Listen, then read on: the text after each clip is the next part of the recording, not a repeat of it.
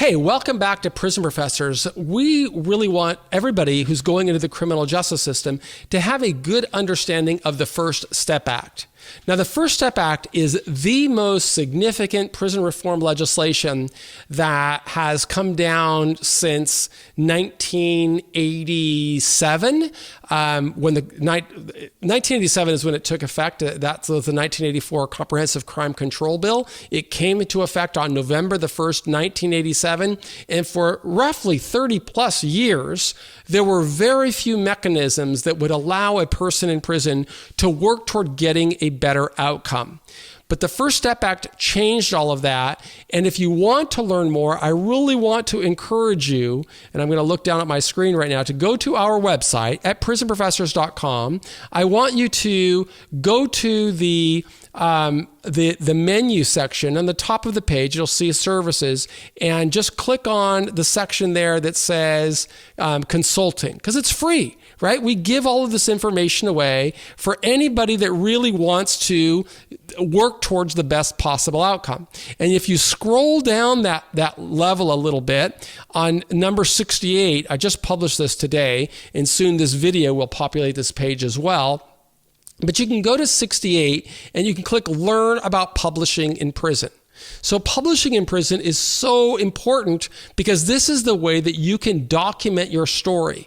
And when you talk to either my partner who's sitting behind me, Justin Paperny, or you talk with Sam Mangal or Lawrence Hartman or any of the really talented people that work on our team, they're going to be talking with you about the different ways that this can help you. But sometimes when you get to prison, you face complications. That's just the nature of being in prison. So before you go, I really encourage everybody to arm themselves with knowledge, with intellectual property. The more you know about this system, the better off you are going to be.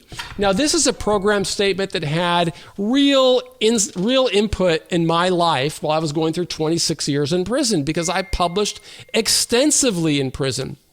And it didn't mean I didn't have problems. I did face challenges with the Bureau of Prison Administrators, but I understood the policy. And because I understood the policy, I could always prevail. And what's the policy? Well, it's right here. It's Federal Prison Policy number 5350.27. That's the program statement. And it's really one of the simplest policies out there, where it says the purpose and the scope is to encourage. I'm going to see if I can make this a little bit bigger for you, because you should, although you can see it right on our website, I want to make sure that it's as easy for you to see as possible. So I'm just going to try and edit this in real time here on the screen. And is that the right one? No, that's not the right one. Let me try Chrome here. Let's see if that's it.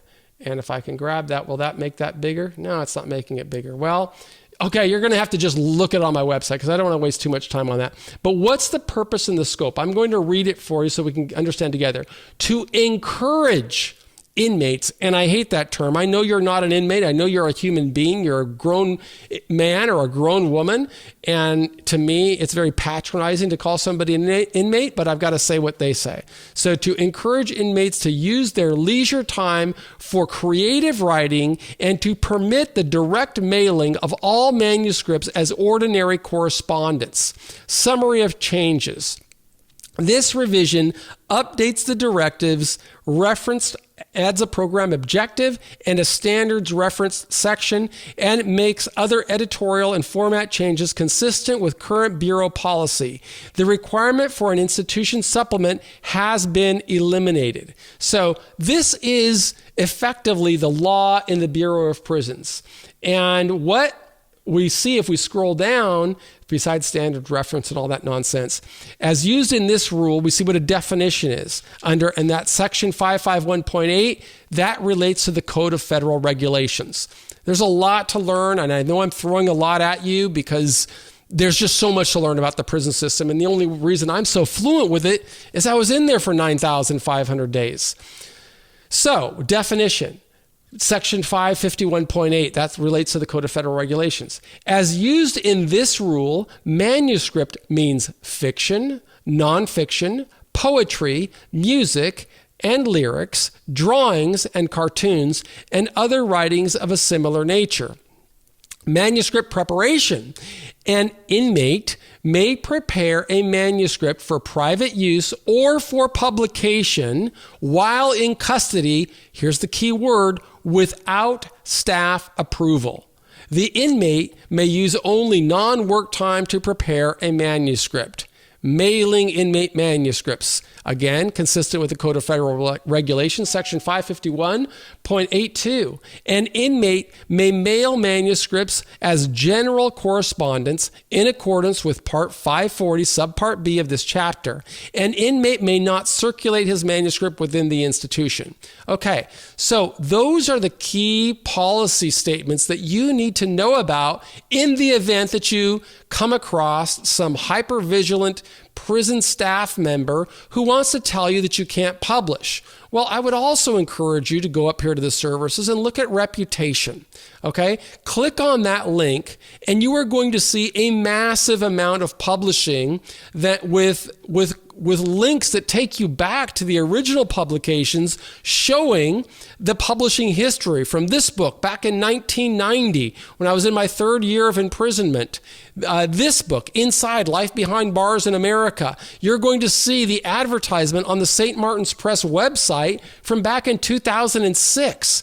You're going to see About Prison back at marketed by Wadsworth Publishers in 2004. You're going to see Profiles from Prison, Adjusting to Life Behind Bars at Greenwood Prager. Click on it and you can go right to the publisher's website, okay? You can see the cover of the book, okay? I'm not telling anybody to do anything that I didn't do. But I am absolutely telling you this because today, in the era of the First Step Act, if you are going to prison, you need to know what seeds you can sow to work to get the earliest possible release date. If you don't know, you are putting yourself in the position of hoping that the Bureau of Prisons staff members are going to understand why you are a compelling and extraordinary case. And I think if you're waiting for that, you may as well also wait for Santa Claus to come down your chimney and bring you a treat.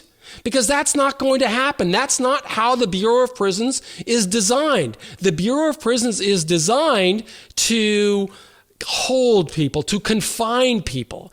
Our job is to show you what we have learned, so that you can take these lessons and work towards the best possible outcome in your life. That's what's crucial. Your life. It's not about us. It's not about what we did. It's about giving you the information to act.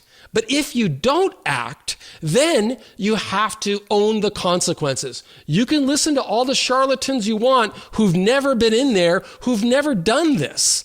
Or you can get all of this information for free just by investing the time and the energy to research. On behalf of our entire team at Prison Professors, my name is Michael Santos, and I really want to thank you for being a part of our community. Whether you are in a state prison, a jail, a federal prison, whether you are outside contemplating going in, I really encourage you to invest the time and the energy to learn about how can you bring your work out to the public market. How can you make the world understand why you are extraordinary and compelling? Now, I'm not saying that the people are going to see you as being extraordinary and compelling and suggest that you're ready to come home. What I am going to say is that you have to know. If you don't know, you can't work. You can't sow the seeds. You can't build a case. And you have to build a case that you can get not only a great pathway for you to advocate for yourself, but you've got to get other people to advocate on your behalf. That's what publishing did for me. And you can see it. Again, just go to this website. And go to this website and look at some of these on the home page. Go to the start and just go to testimonials. Click on the link and you will see all these testimonials of massive numbers of people that advocated on my behalf. I want you to be thinking about what can you do to get people like Stanford University advocating on your behalf. Think this through, because the more work you do, the more effective you are going to be in getting letters like this that can persuade the judge, the warden, somebody to understand why you are extraordinary and compelling. Look at the first paragraph here. We are professors of law at Stanford University and co-directors of the Stanford Criminal Justice Center, the university's research and policy program dealing with issues of criminal law and sentencing. We are writing to strongly support Mr. Michael Santos' petition for parole release. The key facts are in the record before you. Mr. Santos will have served more than 25 years as a nonviolent drug crime. He has no history of weapons or violence. He has a good disciplinary record, and he has achieved many educational accomplishments during his time in prison. Let us emphasize that while each of us has been involved in the criminal justice studies for over 30 years, neither one of us has ever before written a letter supporting any action for any other prisoner. We have always trusted the parole and clemency systems. But Mr. Santos's case is so amazing and compelling that we are making a unique exception for him. Now, I am telling you this not to pat myself on the back, but to emphasize I will never ask you to do anything that I didn't do. The First Step Act didn't exist back then. It exists today. The only question is, how hard are you going to work to prove worthy of getting these, influential people to advocate on your behalf? That's what you will learn through all of our programs and through every member of our team. My name is Michael Santos. I do hope that this is helpful to you. I hope that it gets you on the path to preparing for the best possible outcome. That's what we do, our entire team at Prison Professors. We believe in you, and it all starts with the seeds you are ready to start sowing today. Thanks so much for being a part of our community. If you're watching on YouTube or listening on iTunes or seeing it on some other platform, make sure that you subscribe and like it. We don't ask you for anything other than your attention, because we want to improve outcomes of a wretched criminal justice system, and we want to help more people, get the best possible outcome for their lives. I'm Michael Santos. Again, on behalf of our entire team, I want to thank you for being a part of our community.